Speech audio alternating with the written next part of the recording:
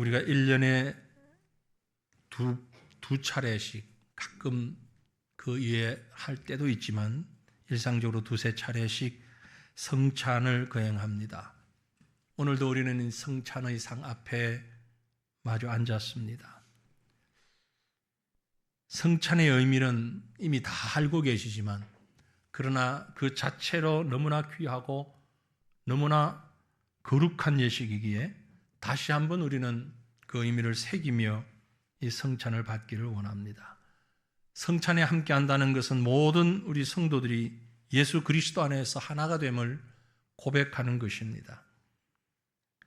구약의 유월절 사건을 지키는 것과 동일한 의미로 어린 양 예수 그리스도의 피 흘림을 통하여서 죽음의 재앙이 우리를 넘어뜨리지 못하고 영생을 얻게 되는 것을 새기고 고백하는 예식입니다.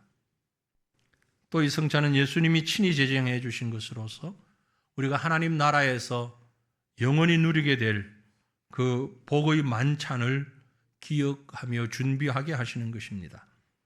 그런 의미에서 이 성찬에 참여하고 떡과 잔을 받을 때 우리는 분명한 이해와 또 감동을 가지고 함께 했으면 좋겠습니다. 조금은 이론적인 몇 가지를 먼저 소개를 드리는데, 이것은 성찬에 대한 잘못된 생각들이 있기 때문에 짚어드리는 차원에서 말씀을 드립니다. 여러 가지 주장이 있는데 대표적으로 천주교에서 주로 얘기하는 화채설이라는 주장이 있습니다. 신부가, 우리 같으면 제가 이 떡과 잔을 앞에 놓고 기도하면 실제로 확 변화를 일으켜가지고 물리적으로 이것이 사람의 살과 사람의 피가 되어버린다, 바뀌어버린다, 그런 주장입니다. 물론 잘못된 주장이지요. 또 주로 루터교에서 많이 주장을 하는 공제설이라는 이론이 있습니다. 떡 안에, 잔 안에 예수님의 살과 피가 함께 들어온다. 비슷한 의미 같은데, 물질적으로 변화되는 것과 뭐 큰 다름이 없지만 아무튼 새롭게 들어온다. 그래서 함께 그 살과 피를, 우리가 실제 살과 피를 먹는다라는 얘기죠. 또 일부에서는 기념설이라는 주장도 있습니다. 떡을 가지고 감사기도 하시고 떼어 그들에게 주시고 이르시되 이것은 너희를 위하여 주는 내 몸이라. 너희가 이를 행하여 나를 기념하라. 기념하라, 나를 기념하라. 그 문구 그대로 마치 어린이날, 생일날, 개천절, 국군의 날 기념하는 것처럼 기억하고 그저 기념하는 그런 정도로 생각하는 이론입니다. 사실은 정확한 말은 아니죠. 그러나 우리는 이런 주장들보단 좀 더 성경적으로 좀 더 정리된 주장을 또 가지고 있습니다. 그것은 바로 영적 임재설이라고 하는 것인데요. 종교개혁자 칼빈에 의해서 정리된 교리라고도 보여지는데, 성찬은 단순히 그리스도의 과거 사역, 죽으신 그리스도의 사역뿐만이 아니라 현재 사역, 영적으로 우리와 함께 계시고 살아계신 그리스도와 관계 맺는 예식이다라는 겁니다. 물론 우리가 성찬을 행할 때 그리스도가 육체적으로, 장소적으로, 물리적으로 이곳에 임하시는 것은 아니지만, 그러나 성찬을 먹을 때에 우리 몸과 우리 피를 포함하는 전 인격이 그리스도의 영적 임재를 경험하게 된다. 그런 영적 연합의 신비로움을 경험하게 되는 것을 성찬이라고 생각하는 것입니다. 다시 말해서 이 떡과 잔에 그리스도가 함께 하시는데, 그분이 육체적이거나 물리적으로 공간적으로 함께 있는 것이 아니라 영적으로, 영적인 의미에서 이 떡과 잔이 곧 예수님의 살과 피라는 믿음을 가지고 임마누엘의 주님을 느끼며 동참하는 것이다 라는 얘기입니다. 설명을 했는데 말이 좀 어려울 수 있을 것 같아서 이걸 실질적이고 구체적인 우리의 삶으로 한번 말씀을 드리고 이 성찬에 동참하기를 원합니다. 사랑하는 성도들이요, 성찬에 참여할 때에 이 모든 것들을 정리해 보면 우리 각자에게 주신 사명의 소중함을 깨닫는 그런 성찬이 되기를 원합니다. 예수님께서 이 성찬을 제정하셨습니다. 유월절 전날 밤 잡히시기 전에 제자들과 함께 이 성찬을 나눌 때에 이미 주님은 본인이 가지신 사명을 의식하고 각오하셨습니다. 겟세마네 동산에서 제자들과 더불어 함께 기도하실 때에 예수님은 이렇게 기도하셨죠. 얼굴을 땅에 대시고 엎드려 기도하여 이르시되 내 아버지여 만일 할만하시거든 이 잔을 내게서 지나가게 하옵소서. 그러나 나의 원대로 마시옵고 아버지의 원대로 하옵소서. 아버지의 원대로 따르는 것, 그게 바로 사명이죠. 예수님에게 주신 사명이었습니다. 그 사명의 길을 기꺼이 가겠다는 것이죠. 그래서 주님은 이 성찬을 제정하시면서 이 상에서 함께 먹고 마시고 불과 12시간도 채 되지 않아서 실제로 십자가에서 죽음을 감당하셨던 것입니다. 그러므로 이 예식은 십자가를 지신 예수님의 사명을 그대로 녹여서 우리에게 보여주시면서 우리에게 또 허락하신 그 사명을 깨닫게 하시는 겁니다. 주님은 분명히 이 땅에 사명을 가지고 오셨습니다. 마태복음 20장에 인자가 온 것은 섬김을 받으려 함이 아니라 도리어 섬기려 하고 자기 목숨을 많은 사람의 대속물로 주려 하기 위함이다 라고 말씀했습니다.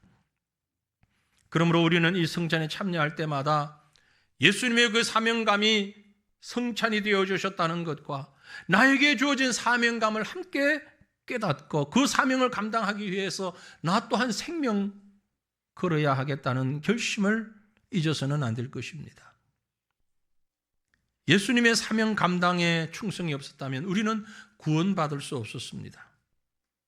기도의 사람이라고 알려진 조지 물러라는 사람은 새로운 일을 구상할 때 생각할 때마다 스스로 자신에게 물었다고 합니다. 이것이 하나님의 마음과 합창인가? 이것이 하나님의 영광을 위한 일인가? 나에게 아무리 유익해 보인다 할지라도 그 일이 하나님을 높이는 것이 아니라면 시작하지도 않았습니다.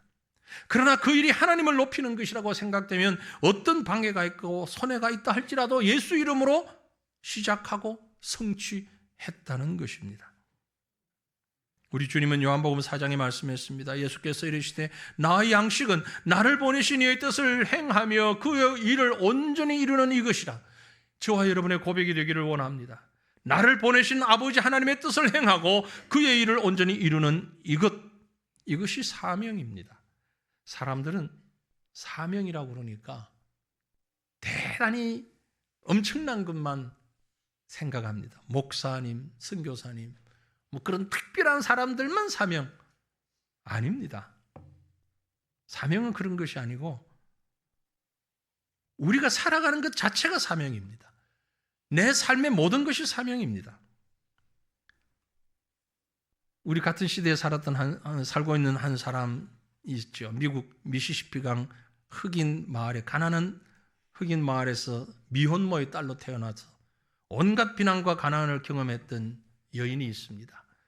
1986년 10월 8일부터 2011년 5월 25일까지 장장 26년간 미국의 토크쇼를 진행하며 미국의 가장 영향력 있는 사람으로 손꼽혔던 유명한 토크쇼 진행자였죠. 오프라 가이릴 윈프리, 오프라라고 알려져 있는 여성입니다. 이분이 이것이 사명이다라는 책을 썼어요. 간단히 말하면 4가지 요약을 했습니다. 남보다 더 가졌다는 것은 축복이 아니고 사명이다. 남보다 아파하는 게 있다면 그건 고통이 아니고 사명이다. 남보다 설레는 꿈이 있다면 그건 망상이 아니고 사명이다. 남보다 부담되는 게 있다면 그건 강요가 아니라 사명이다. 사명은 특별한 사람이 대단한 일을 할 때만 주어지는 게 아니고 오늘 이 자리 내가 살아가는 현실이 바로 사명이라는 그런 말이겠죠. 사랑하는 성도들이요, 오늘 이 성찬이 우리에게 주어진 사명을 다시 한번 확인하는 시간 되시기를 주님 이름으로 축원합니다. 또한 이 성찬이 위대한 사랑과 용서를 깨닫는 그런 성찬이 되기를 소망합니다. 우리가 누군가를 위해서 생명을 준다는 것, 웬만한 사랑 아니고서는 결코 할 수 없습니다. 뭐 친구를 위해서, 가족을 위해서, 생명 구원하기 위해서 쉽지 않죠. 그러나 어쩌다가 그런 분이 가끔 있을 수 있습니다. 그런 사람을 우리 사회에서는 의사자라는 호칭을 붙여줍니다. 보상도 하고요. 여러 가지 행정적인 지원을 하죠. 그러나 우리 예수님의 죽음은 이런 의사자 이것과는 전혀 본질이 다릅니다. 예수님이 살과 피를 내어주신 것은 모든 인류를 죄로부터 구원하기 위하여 주신 것입니다. 그 사랑이며 그 용서입니다. 주님이 보여주신 사랑은요, 아픈 사랑입니다. 성찬을 통해서 보여주신 사랑은 아픔의 사랑이에요. 우리 육체가 태어날 때 어머니의 피를 흘리게 한 것처럼 죄 용서 안 받고 다시 태어날 때 예수 그리스도의 피를 흘리고 그 사랑을 받았습니다. 진정한 사랑은 아픔이 동반됩니다. 오늘 이 성찬을 받을 때 우리는 막연한 사랑이 아닌 주님이 우리를 위해서 베풀어 주신 그 아픔의 사랑을 깨닫게 되기를 원합니다. 성찬을 받으면서 생사를 찢기고 그 살 속에 있는 피를 흘리는 그 아픔, 그 사랑, 그 사랑의 자리로, 그 아픔의 자리로 우리가 나아갔으면 좋겠습니다. 예수를 모르는 사람도 그런 얘기 하는 사람들이 있죠. 사랑하는 게 죄입니까? 왜 이렇게 사랑하는 게 고통스럽습니까? 잘 몰라서 그렇습니다. 사랑은 고통스러운 겁니다. 아픈 겁니다. 여러분, 예수님 사랑할 때 아픔을 좀 느껴보셨나요? 예수님 사랑하는 것 때문에 여러분의 것을 한번 찢겨 보셨나요? 예수님 사랑하는 것 때문에 여러분이 무언가를 잃어보셨습니까? 그게 진정한 사랑이거든요. 예수님의 만찬은 사랑 없이는 만들어질 수 없는 성찬이었습니다. 이 사랑의 성찬을 받을 때 우리는 주님의 고통 가득한 그 사랑을 느끼고 또한 우리도 동일한 모습으로 그 사랑을 실천할 때 이웃을 위해, 가족을 위해서, 주변을 위해 아픔을 극복할 능력을 공급받아야 되는 것입니다. 예수님이 십자가를 지시면서 그 사랑을 우리에게 보여주셨습니다. 예수께서 이르시되 아버지 저들을 사하여 주옵소서 자기들이 하는 것을 알지 못함이니이다. 이 용서는 이 땅의 죄인들을 진정으로 사랑하시는 그 사랑이 없이는 불가능한 용서였습니다. 용서라고 하는 게 고통을 잊거나 뭘 잊어버리고 수욕과 모욕을 그저 까맣게 사라지도록 하는 그게 아닙니다. 반드시 벌을 받아야 할 상대편을 보복하지 않는 게 그게 바로 사랑입니다. 이란 전쟁이 한창인데요. 위성을 통해서 이란에 나가 있는 종군 기자가 취재를 한 인터뷰 장면을 잠깐 본 게 있습니다. 초등학교에 포탄이 떨어져서 아이들이 많이 상하고 죽었잖아요. 그 애들이 무슨 이념이 있습니까? 뭐가 있습니까? 아무것도 없죠. 누가 연출을 했는지 말을 시켰는지 몰라도 그 카메라 앞에서 한 어린 아이가, 한 초등학교 1, 2학년 되는 아이가 그 얘기를 하더라고요. 적들이 우리를 공격했는데 우리는 적을 용서할 수 있습니다. 그러나 신은 그들을 용서하지 않을 겁니다. 생각해 보니까 뭐예요? 그 애는 신보다 위에 있다는 거잖아요. 그렇잖아요. 나는 적들을 용서합니다. 그런데 신은 용서하지 않을 겁니다. 그런 신은 믿으면 안 됩니다. 그런 잘못된 신을 섬기는 겁니다. 그렇죠? 우리 하나님은 그런 하나님이 아니거든요. 그런 말이 있습니다. 향나무는 자기를 찍는 도끼날에 향기를 묻힌다. 나에게 상처를 입힌 자들을 사랑할 때 그게 비로소 용서가 되는 겁니다. 용서는 바로 분노의 문을 열어젖히고 정오의 수갑을 풀어젖히는 그런 열쇠입니다. 십자가에서 예수님께서 저들을 용서하여 주옵소서라고 기도하신 것은 예수님을 십자가에 못 박는 로마 병정들, 종교 지도자들, 엉뚱한 재판했던 그들, 어둠 속으로 달려간 제자들, 심지어 수많은 순간에 그분을 부인했던 저와 여러분을 가리키면서 하나님 저들을 용서하여 주옵소서, 자기가 하는 일을 알지 못합니다 라고 기도한 것입니다. 어떤 글을 보니까 그런 표현이 있더라고요. 당신이 가장 사랑하지 않는 사람만큼만 예수님 사랑하고 있습니다. 뜨끔하지 않습니까? 여러분이 가장 사랑하지 않는 그 사람을 향한 사랑만큼 예수님 사랑하고 있는 게 우리랍니다.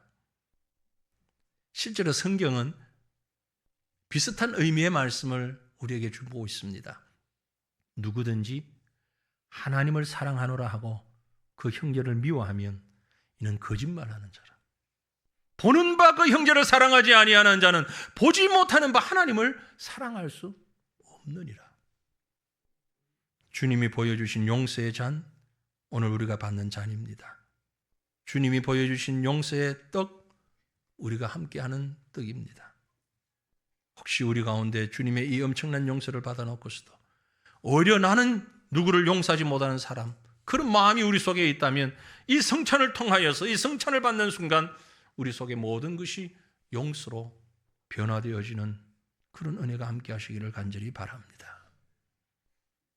또 한 가지, 이 성찬을 통해 참된 희생과 하나됨을 깨닫는 성찬이 되기를 원합니다. 성찬으로 주신 떡과 잔은 곧 주님의 살과 주님의 피였습니다. 이것은 예수님이 우리를 위해서 희생하신 것, 그 희생을 통해서 우리가 구원받았음을 보여주고 있는 실질적인 모습입니다. 이 땅에서 일어섰던 한 역사를 얘기하며 말씀을 정리하려고 합니다. 1885년 조선에 입국한 미국 북감리교 선교사 헨리 게하르트 아펜젤러 선교사의 모습을 우리는 기억합니다. 아펜젤러 선교사가 1885년 우리 조선 땅에 와서 겨우 7년쯤 지났을 때인 1902년 6월 11일 일본 상선 구마가와 마루호를 타고 인천을 떠나 목포로 향하고 있을 때 전남 목포에서 열리는 성경번역위원회에 참석하기 위해서 배를 타고 가는 중에 밤 10시경 전북 군산 앞바다 어청도 인근을 지날 때 짙은 안개 속에서 마주오던 같은 회사 선박과 정면 충돌하고 말았습니다. 충돌 직후 배는 급격히 기울고 침몰했고 당시 아펜셀러는 건강한 체격에 수영 실력마저 뛰어난 사람이었는데 그래서 충분히 탈출이 가능한 상황이었음에도 불구하고 자신을 돕던 한국인 비서 2명과 어린 여학생들이 선실 안에 갇혀 있다는 사실을 뒤늦게 발견하고 다시 그 선실로 뛰어들어갔다고 합니다. 현장을 목격했던 생존자 볼리라고 하는 한 광산업자의 증언에 따르면 아펜젤레는 구조되는 대신 그들을 구하기 위해 다시 어두운 선실 안으로 뛰어들어갔습니다. 허리까지 차오른 바닷물 속에 갇힌 이들을 찾아내기 위해 필사적으로 무언가를 더듬으며 구조하려고 애쓰던 장면이 내가 봤던 마지막 장면입니다. 그리고 그 이후 순식간에 배는 침몰했고 아펜젤레 선교사는 끝내 물 위로 나오질 못했습니다. 당시 그는 44세의 젊은 나이로 조선 땅의 영혼들을 위해 자신의 생명을 지불했습니다. 그의 시신은 지금까지 찾지를 못하고 있습니다. 서울 양화진 외국인 선교사 묘역에는 비석만 세워져 있는 가묘가 있습니다. 우리에게 참 큰 울림을 주고 있습니다. 그리스도의 사랑처럼 이런 주의 일꾼들의 사랑으로 교회가 세워지고 오늘 저와 여러분이 이 자리에 앉아 있는 것입니다. 희생이 없는 사랑은 없습니다. 성찬을 통해 우리의 아픔의 사랑을 깨달아야 하고 그 아픔은 바로 희생으로 이어지는 것입니다. 한 사람의 희생이 온 인류를 구원하고 여러분의 우리의 작은 희생이 많은 생명을 새롭게 세울 수 있다는 사실을 깨닫는 이 성찬이 되기를 원합니다. 주님이 성찬을 베푸실 때 12제자가 한 자리에 모여 앉았습니다. 바로 공동체, 지체들이었습니다. 오늘 우리는 이 성찬에 새화천교회의 한 공동체가, 한 지체들이 앉아서 있음을 잊지 마시기를 바랍니다. 우리는 영원한 하나님 나라에서도 갖게 되는 영원한 영적 교제를 이어가려고 하고 있습니다. 이 성찬을 통하여 한 가족된 사랑하는 주의 백성들이요, 이 성찬에 참여할 때 우리 한 사람 한 사람의 사명이 얼마나 소중한가를 깨닫게 되기를 원합니다. 그리고 사랑과 용서가 얼마나 위대한가를 깨닫고 헌신과 그 희생으로 인한 아름다운 교제가 얼마나 소중한가를 다시 한번 생각하는 복의 시간이 되기를 원합니다.